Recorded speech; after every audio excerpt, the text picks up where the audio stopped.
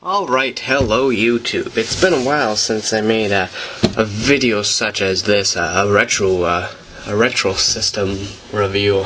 Yes indeed. I plan on doing that some more. Might go to the local video game trade place. They're called Preplayed, you know, current to classic systems. Last time I was there, they actually had what's it called?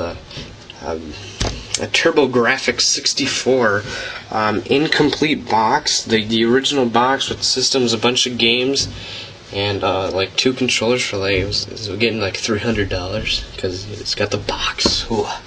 But anyways, plan on getting some more systems possibly. Probably gonna get my Genesis back eventually, but who knows? Maybe we'll get that on eBay after maybe the next paycheck. Anyways, here we are. Here is the old Nintendo 64, which I'm pretty sure many of you know and love from, you know, past times. If I'm correct, it came out in, I want to say 96. I am not prepared. I should be prepared, but mid-90s, I'm thinking, if I can remember right now. I'll put an annotation. That'll save the day. Anyways, so we'll just take a little gander over in case you don't know the system very well. But you know, this is a review. You gotta review the system. Anyways, it's got 4 controller ports. Of course, it's well known for being a party system, as it's called. You know, so what you did when your friends came over. You just all plugged in the controllers and played a good old game with 4 people. So yep, there's the 4 controllers. Here's the LED, the red LED, and the big old Nintendo 64 logo right there. We move to the right side. We just have some vents. Yeah, we'll go with that one. Go to the rear. Here we have the this is the AV multi-out. It says multi-out right there. It's a nice plug. There's the Nintendo service number. Can't really see it. This is you gotta get a new camera for videos really soon, but eventually. Maybe that'll be one thing I need to get. I don't know. Gotta get a lot of things. And here's where the power would go in, and I really like how Nintendo did this. Since the power supply is not internal, what they did, instead of making the power supply on being a brick on the wire, so you have to set this huge brick behind your TV, they actually have the brick where it just slides in. It slides in and clicks into there, so it plugs in. It makes it almost, you know, kind of like an internal power supply, but it's not. I mean, it was. I think it was pretty genius how they did it. I think they should all do that when they're not going to do internal. I don't know. Internal is always the best, but when you're trying to make a system a certain way and the size and everything, this is a really good idea Nintendo had there. And there you can see where the things went in. But there's also the downfall of, you know, it's not a common thing you'd find in everyday households. You have to have the special AC adapter just for the N64. Go over to the left side and it's just vent. And if we look on the top, is where a lot of things are happening. We got the old power switch up here. Nothing special about that. We'll go to the right side, just got our big old reset button, and we go up here. Here we got the pin connectors for the cartridge. Spring-loaded, all that wonderful things. And you can modify this, so I think that the Japanese ones fit in here. I can't remember how to do it. I think M1-2Bird had a video on that, I think. I know he did a bunch of videos on how to play like the Japanese versions on the American, or you know, North American consoles. But here's another thing. Here we got the memory expansion. All I have in here is a jumper pack. Nothing special. As you can see, it's just the jumper pack. All it does is fill the circuitry. So if this jumper pack is not in there, then the console will not work. So you got to have the jumper pack in there. So just, you know, have the jumper pack in there. But the memory expansion things mainly for certain games require, I think, if I can remember right, Perfect Dark is one of them, that you need the extra RAM, the RAM pack. But most games don't actually require it, but I think it can actually help some games with loading, maybe. They're pretty fast loading since they're cartridge anyways, but yeah, I don't know. I just know some games require it. I think there was a Donkey Kong one that required it as well. Well, we'll show you the controller here now. The controller was, you either liked it or you hated it, basically.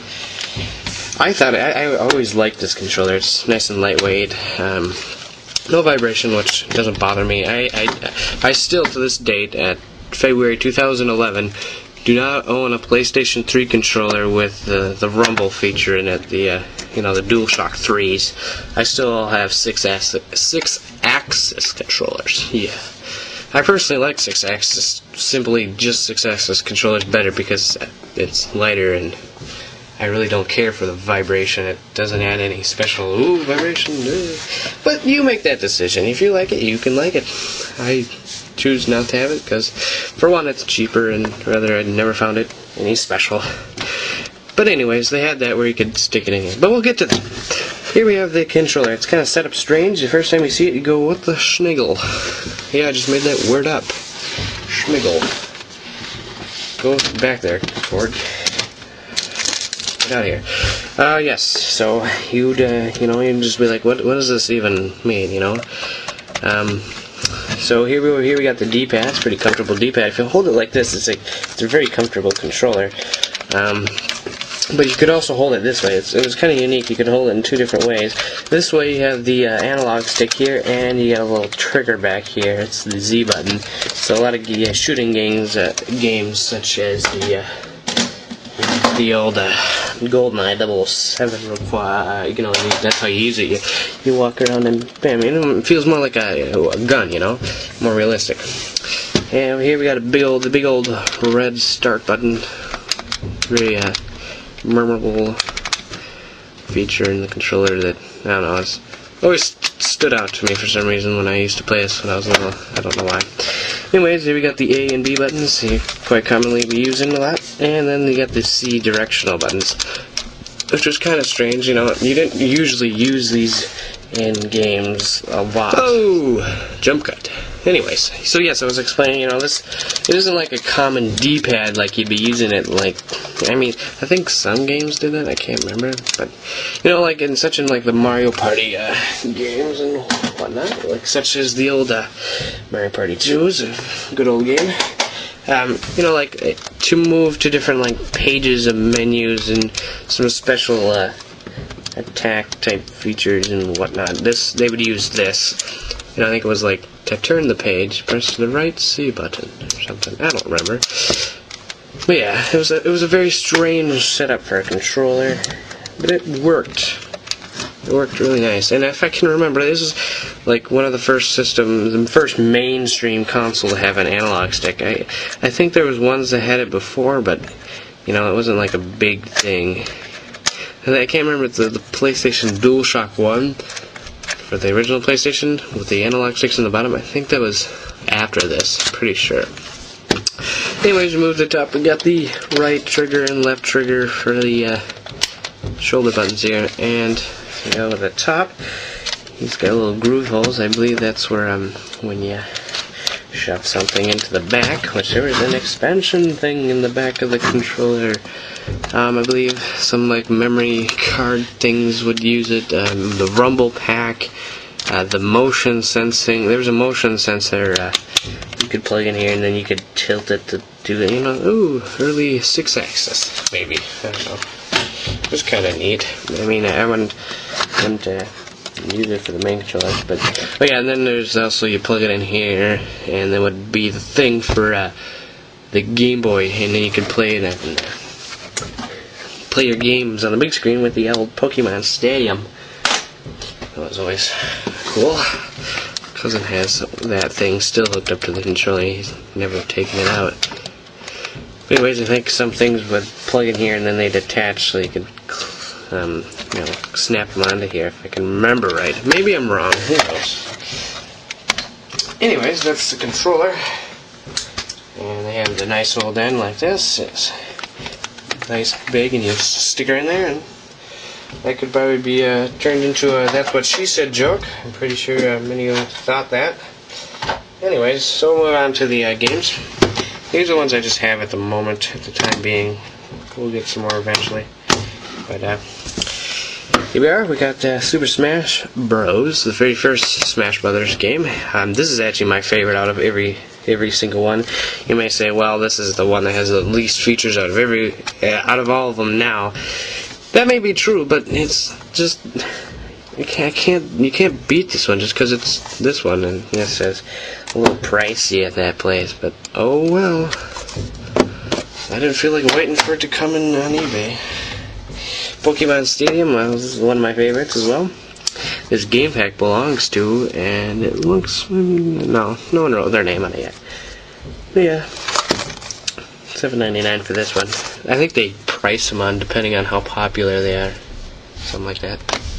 This one's not mine. I'm just borrowing it at the time being. I got this just today for my friend because we were at one of my friend's birthdays today, and I brought a bunch of consoles and whatever, and he ran over his house and brought this one over. He said I can just have it for a little while. So this is my favorite Mario Party game out of every single Mario Party there is. I don't know why, it's just I love the mini games in this one the most.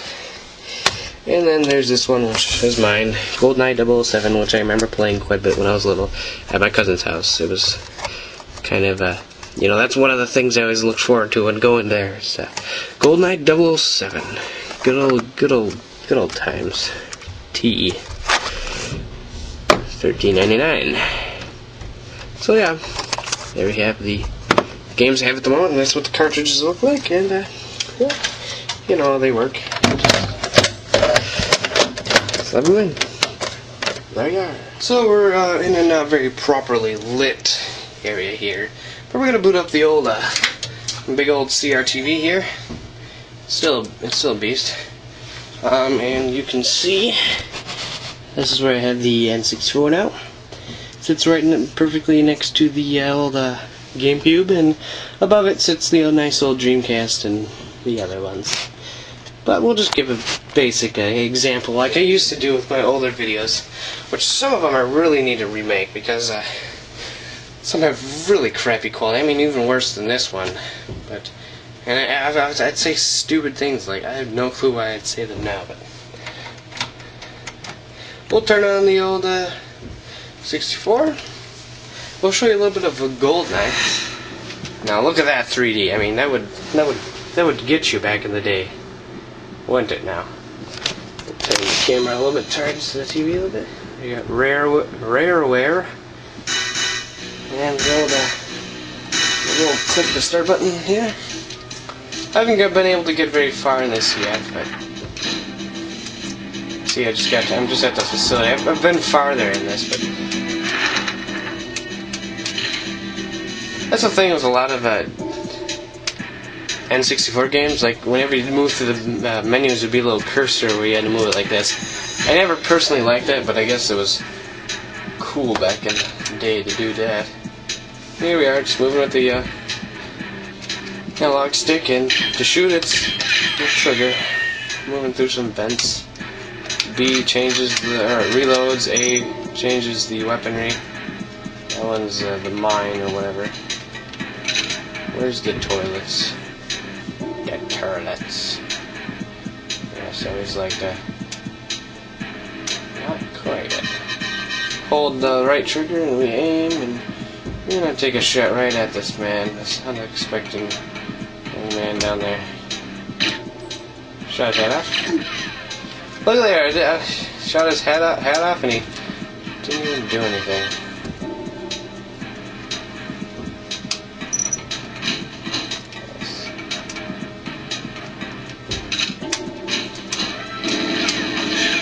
Oh jeez. Kill juicer.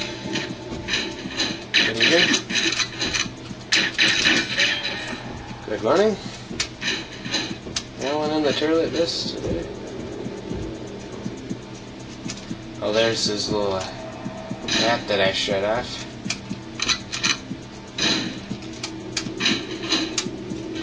Anyway.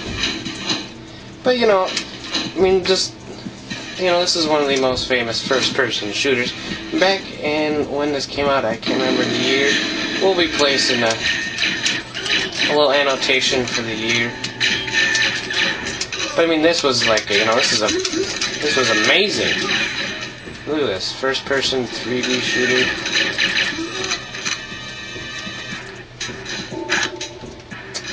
This was quite the thing.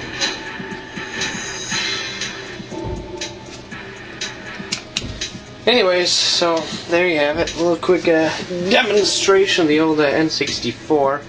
One of my favorite systems. I'm gonna have to make a new top consoles list one of these days because I've really been reconsidering with better quality, of course. Anyways, thanks for taking a watch at this, and subscribe if you have not. It's just a nice little thing you can, you know, do for me. It makes my day.